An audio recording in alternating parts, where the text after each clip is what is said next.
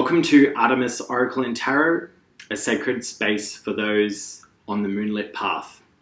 The moonlit path refers to an inner journey of healing, one that isn't linear and may often require us to move into solitude for a period of time, to sit with presence, loving compassion, and care so that we can identify and resolve aspects of our identity that may have been repressed or exiled or wounded. And in doing so, in welcoming them back to our integrated identity, we're able to step into the world in a much more authentic and holy ourselves, I guess, way of being. These readings are created with love and intention and using cards that I designed myself, the Artemis Oracle and the Artemis Tarot cards. If you'd like to learn more about those, you can check out the link to my website in the video description below.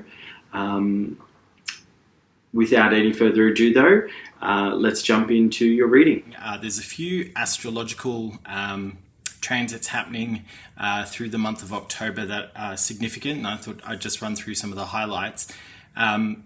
Firstly, Pluto, which has been in retrograde since May, moving through Aquarius, stationed direct, so moving forward again around the 13th of October.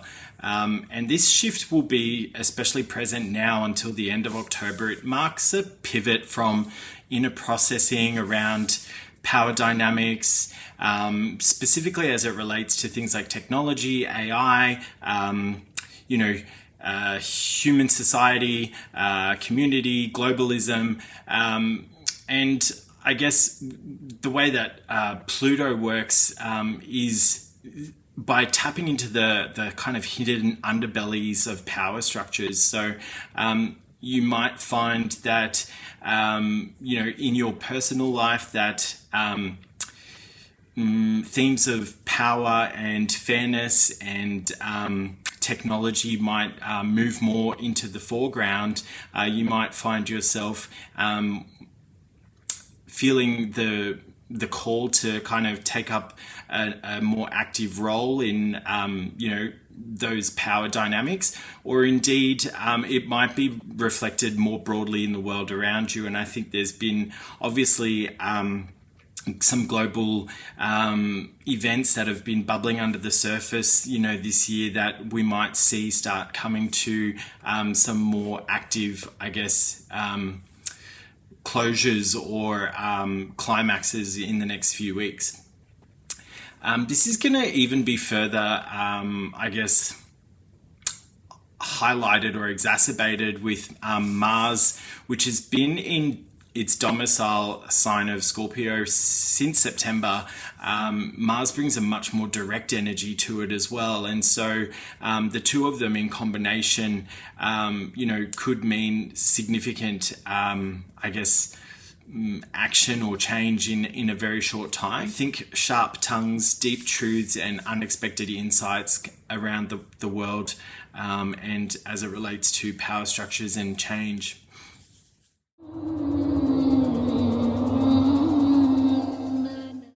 Hey Scorpio, and welcome to Artemis Oracle and Tarot, a sacred space of healing for those taking the moonlit path. I hope you've been well since our last reading, and without any delay, let's jump right into it and get into the cards. Actually, before we do that, I will call in spirit and just light some incense. I think I've got some dragon's blood here for you. All right.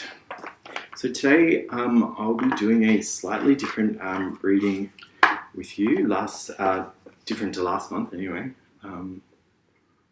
The spread that we'll be using today is integrated, so it features both Oracle and Tarot cards together, which is going to be hopefully interesting and exciting for you.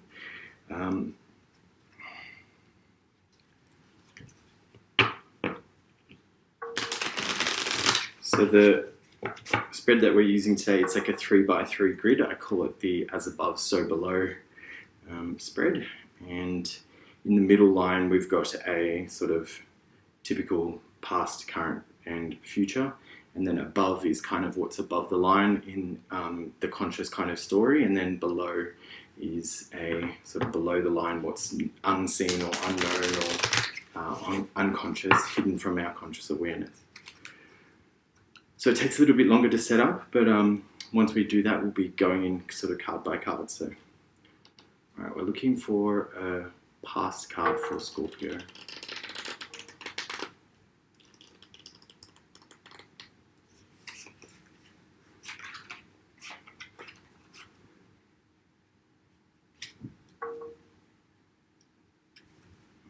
Yeah, I'm also going to shuffle the tarot cards and use the pendulum to select those. So I might just move those up for now.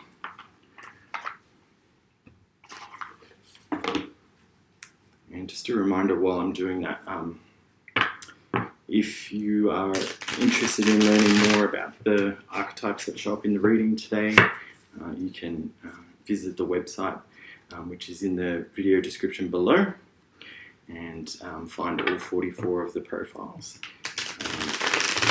And also there's a contact form if you'd like to inquire about services. I offer personal readings, and I'll be adding the deep dive videos to the profiles there as well. So Romeo was the first deep dive, which got added, I think, last week. So if you go and check out his profile,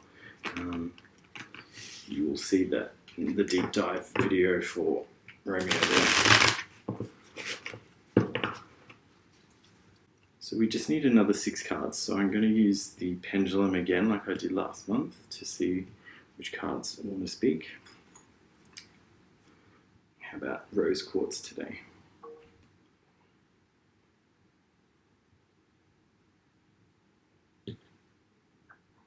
Also, just a reminder also to use your discernment with the messages that come through. These are general readings, so they won't apply to everyone. So take what resonates, leave what doesn't. And if you find something does land, please drop it in the comments. I'd love to hear from you. All right, let's get these cards.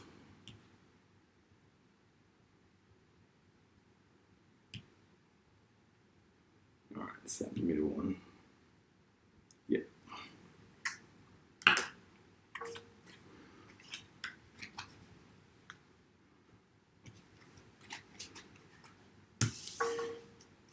So in the center here we have the conscious or current situation, likely outcome, past leading to the current situation. In the top and center here we have your story to yourself. In the bottom and center here we have unconscious factor. And then in this top left we have an unconscious, a past factor that's leading to the story. And in the top right here we have your current mindset and as it kind of relates to the outcome here. Bottom left is an unresolved unconscious factor, and over the right here is something that's unseen. Right, without any further ado, let's jump into the reading for you.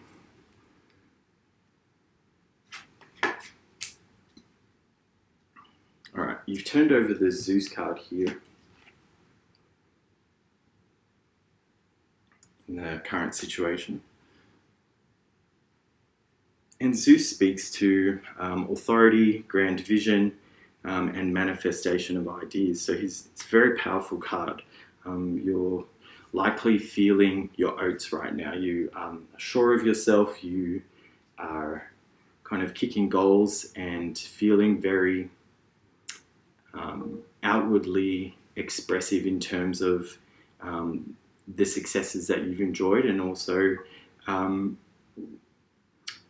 I think also feeling a sense of, hey, this is me, this is who I am, and I'm succeeding and I'm enjoying it, and so you should, because I get the sense that perhaps it hasn't always been that way. Perhaps you've felt like success needed to be kept quiet, or that you've had to limit yourself in order to avoid criticism or otherwise. The challenge with Zeus, and he's in the upright, so I don't think this is likely, but it's always worth thinking about the shadow side of the archetypes, is that he can present as overconfident, or he can become meddling when presented with situations that aren't to his immediate liking. So keep that in mind, and let's continue with the story. So in the past, okay, you've pulled up the Perseus in the reverse here. And Perseus speaks to using our brain over brawn, being a humble champion, and also for cleverness. And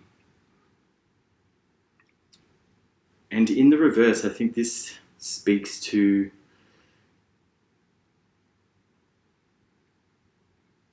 perhaps being unable to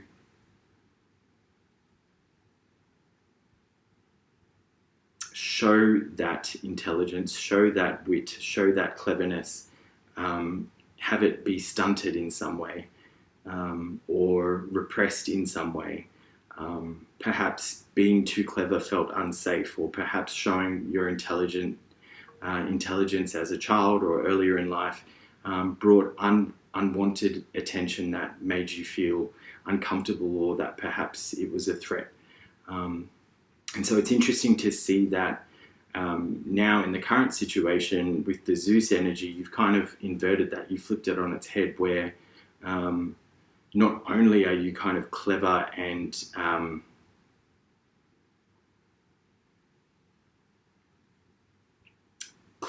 I guess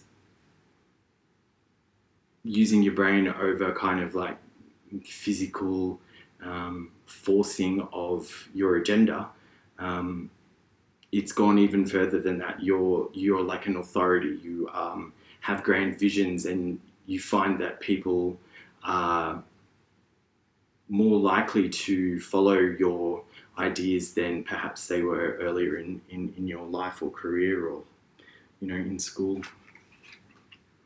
All right, in the future, God, you're pulling the triple Greek deities here, or two deities and a sort of demigod. You've pulled the Aries card here in your future. And it's interesting because Cancer pulled Aries today, this month as well. So there's perhaps a resonance in the water signs with that. Aries speaks to our inner warrior.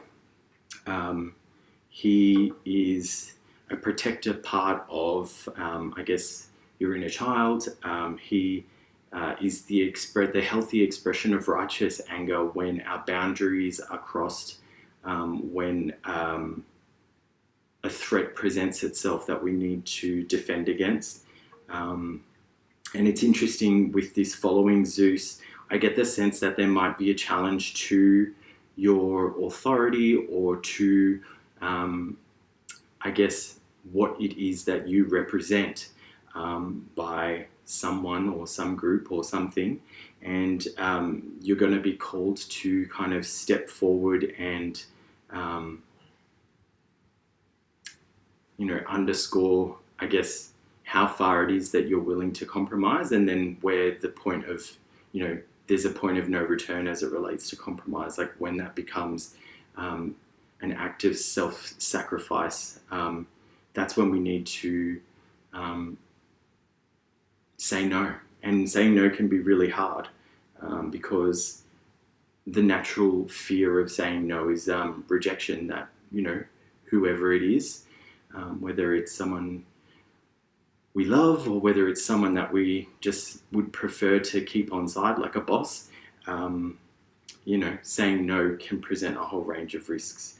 But the lesson here is that you're empowered to say no, and you should when you need to.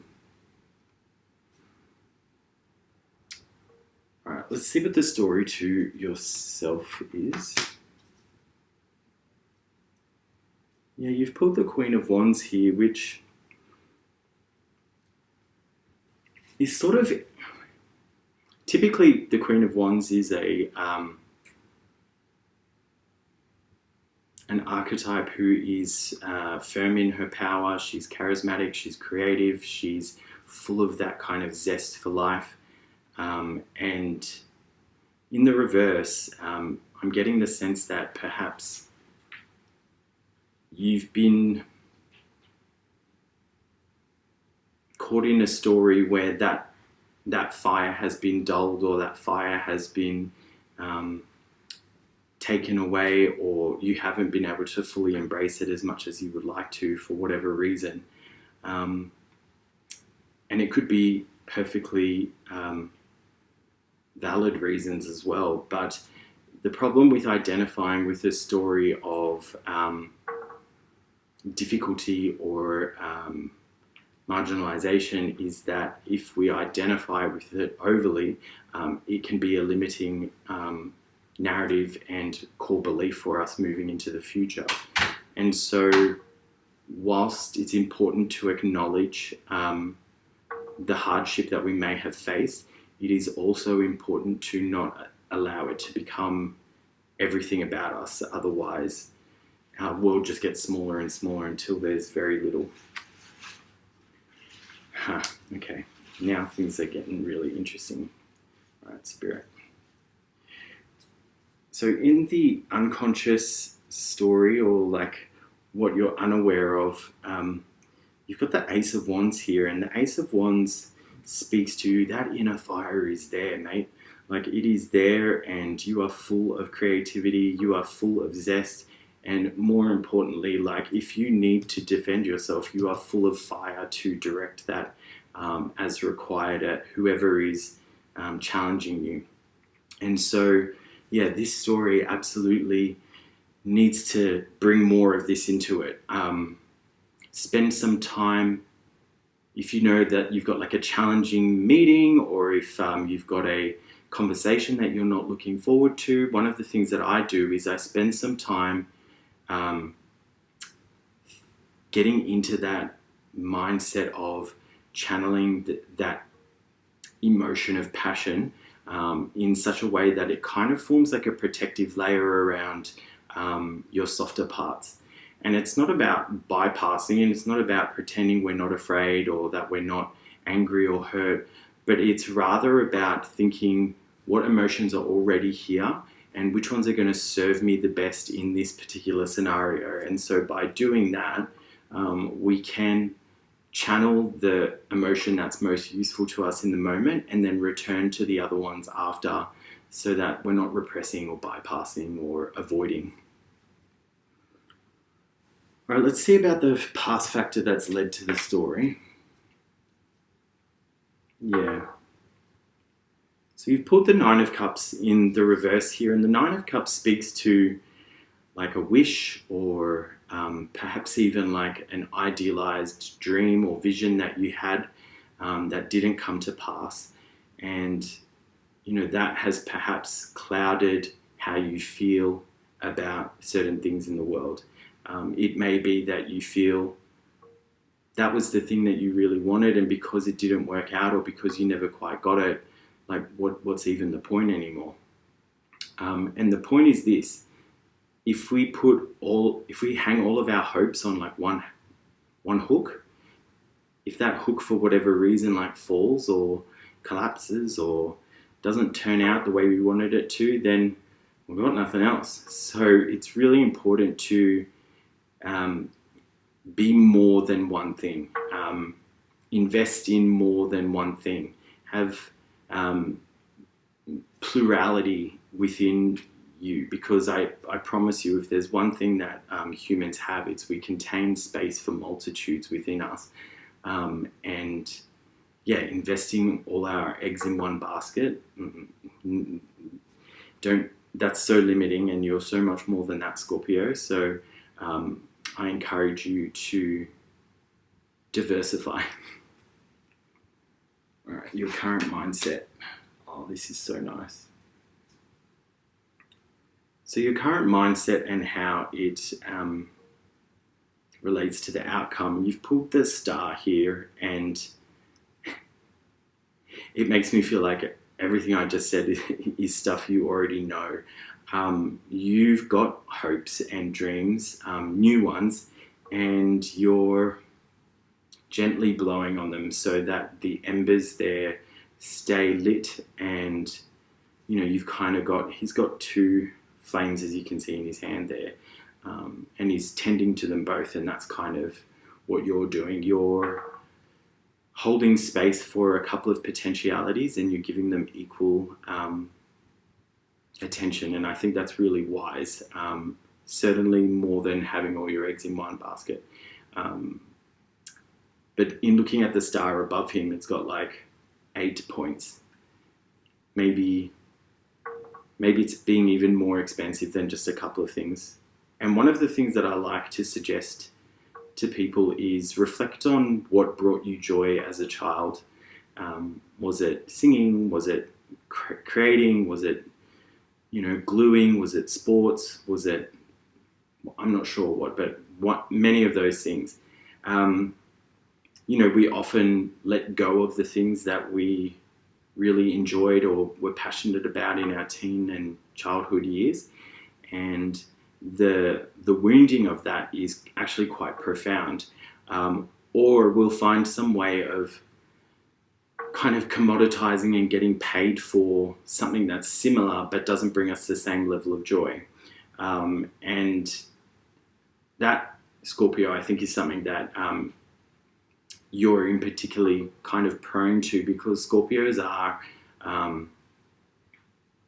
very discerning and tactical and also practical when they need to be. And you might think that just because you found a job doing the thing that you love doing, or that in some way those skills are being used in your life, that you're still getting the joy from it. But I think if you really sit with it and reflect, you'll realize like it's not the same. And so revisit those childhood joys and think about how could I bring back that joy in my current situation. All right, in the unconscious, unseen factor, so not only do you have the inner spark, you've also got like inner fortitude, and significantly so. And I think that perhaps you've had to really rely on that because things were quite challenging for quite some time. Perhaps you still really need to rely on that because things are quite challenging for quite some time. And it's interesting because strength in this case is not brute strength. It's not being physical. It's about like mental fortitude. It's about resilience. And sort of right underneath Perseus here, it's an interesting mirror, because here we were kind of told that it was brains over brawn, but it was in the reverse, and so perhaps felt like there was something blocking that cleverness or blocking that fortitude. But what we're seeing down here all along is that it's always been there, but for whatever reason, maybe because, this kind of wish fell through, you sort of doubted your own ability, you doubted your own strength. I think you are very impressive, Scorpio. Scorpios are all about transformation. They seek to delve into the dark undercurrents of social niceties and narratives and friendship groups, and they're not satisfied with the surface level. They want to get into really understanding what makes people tick, and to be able to do that, you need fire and you need strength.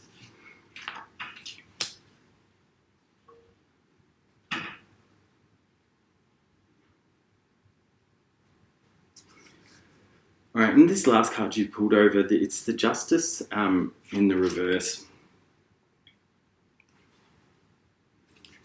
And I get the sense, Scorpio, that you've been kind of waiting for this moment of vindication, for this moment of people to acknowledge what's happened and how unjustly you were sort of dealt with. And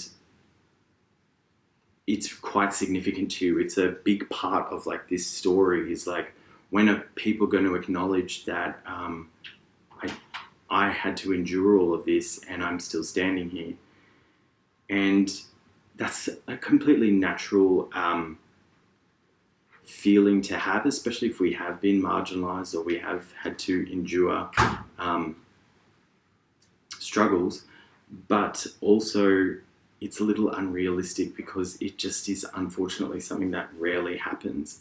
And I don't want to see it become a limiting factor for you because you feel you need this external validation. You don't. You've got all this internal strength. You've got all this internal fire.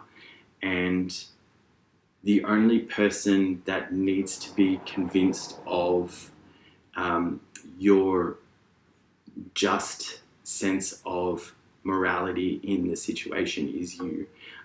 If you're living for the approval or forgiveness or judgment of anyone else, that's not the path. I think if you look deep within yourself and you reflect on how far you've come and the things that you've achieved, you will realize very quickly with the spring in your step, you don't need anyone else's approval, least of all mine. All right. Thanks for that, Scorpio. I hope you found something in the reading. Feel free to leave me with a comment below, and I will see you back here next month. Bye.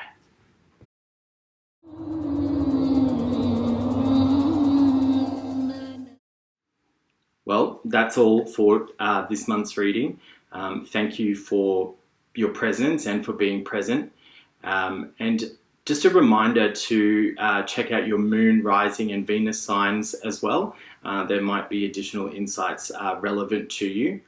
And also with any work with symbols and tarot and astrology, it's important to use your discernment to take what resonates and leave behind what doesn't.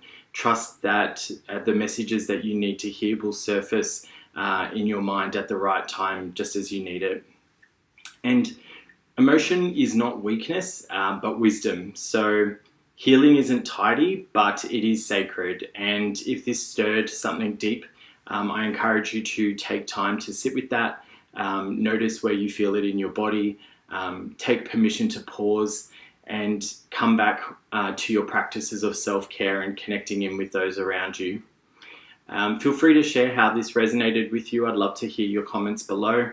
And if you'd like to learn more about the Divine Masculine archetypes or any of the cards used in today's reading, you can find that on my website. The link for that is below in the video description. And on the website, you can also complete a contact form if you'd like to inquire about personal reading or other services that are available. I'm also on Instagram if you want to check me out there. All of those links are below. Until next time, may you move through the shadows with courage and let your light be a guide for yourself and others. This is Artemis, Oracle and Tarot, divine what can't be seen by day, and behold, with new perspective, that which stalked in the night. I'll see you in the next one.